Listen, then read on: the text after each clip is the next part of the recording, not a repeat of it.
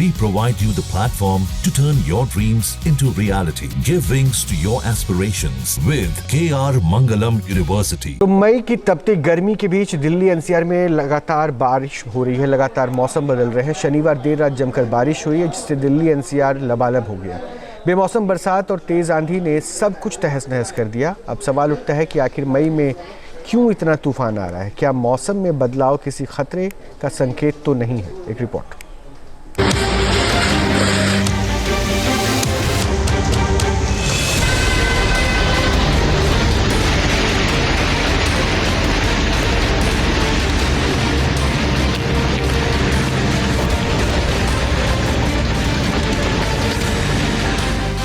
कहीं तेज बारिश तो कहीं आंधी तूफान। मई में मौसम के उखड़े मूड की तस्वीरें देखकर आप सोचने पर मजबूर हो जाएंगे।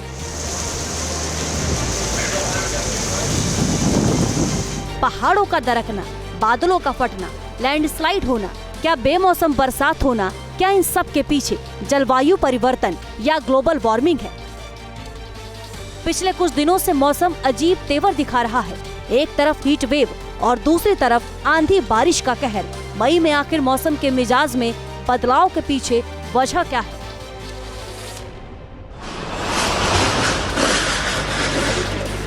इक्कीस मई की रात को दिल्ली एनसीआर में भीषण तूफान आया। इसके बाद 24 मई की रात झमाझम बारिश हुई, जिससे दिल्ली लबालब हो गई।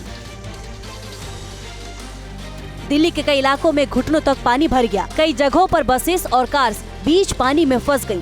लोगों का कहना है कि मई में इस तरह की बारिश उन्होंने पहले कभी नहीं देखी।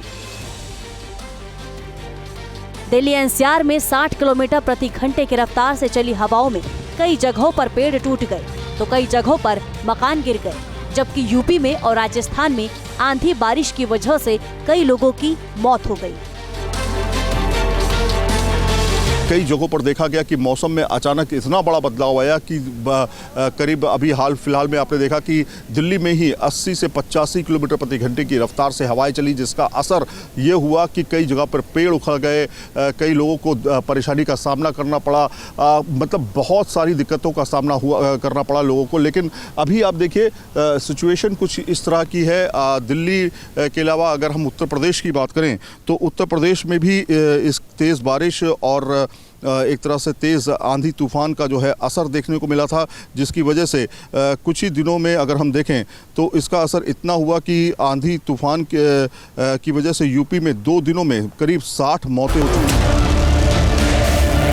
21 मई को आए तूफान में इंडिगो की एक फ्लाइट भी फंस गई। दिल्ली से श्रीनगर जा रही इस फ्लाइट में पैसेंजर सवार थे, लेकिन फ्लाइट तूफान में फंसी रही। ओले और बिजली गिरने से इनकी नोज क्षतिग्रस्त हो गई, लेकिन बाद में सुरक्षित लैंडिंग करा ली गई। अब सवाल उठता है कि गर्मी के मौसम में इतना आंधी तूफान क्यों आ रहा है? क्या ये किसी बड़ी आपदा का संकेत है? इसे समझने के लिए आपको मौसम के सिस्टम को समझना होगा। मौसम विभाग के मुताबिक सेंट्रल एशिया और हिमालय से आने वाली ठंडी हवाएं उत्तर पश्चिम और मध्य भारत में बादल, बारिश और आंधी तूफान लाती हैं। ये हवाएं इन दिनों अपनी गति से तेज चल रही हैं। वहीं देश में इस वक्त हीट वेव वाला सिस्टम भी एक्टिव है। ऐसे में जब यहाँ दोनों हवाएं टकराती हैं तो मौसम अचानक बदल जाता है। इसलिए देश के एक बड़े हिस्से में दिन में हीट वेव और रात में आंधी तूफान देखने को मिल रहा है। इसके अलावा अरब सागर में मई में लो प्रेशर सिस्टम बन रहा है, जो केरल, तमिलनाडु और कर्नाटक जैसे राज्यों में भारी बारिश की वजह बन रहे हैं। बदलते मौसम के बीच 23 मई को देश के 3 राज्यों में वेस्ट राजस्थान, कोंकण, महाराष्ट्र और गोवा में आंधी बारिश का रेड अलर्ट जारी किया गया था। वहीं मध्य प्रदेश, छत्तीसगढ़, असम, ईस्ट राजस्थान, सौराष्ट्र और कच्छ के अलावा महाराष्ट्र, कर्नाटक और केरल में ऑरेंज अलर्ट जारी किया गया था, जो असर इन राज्यों में देखा गया। दिल्ली एनसीआर समेत देश के कई राज्यों में शनिवार, रविवार की रात आंधी के साथ भारी बारिश हुई, जिसकी वजह से आम जनजीवन अस्त व्यस्त हो गया। मौसम विभाग ने पहले ही इसे लेकर रेड अलर्ट जारी कर दिया था। मौसम 30 मई तक देश के ज्यादातर हिस्सों में आंधी तूफान का दौर जारी रह सकता है।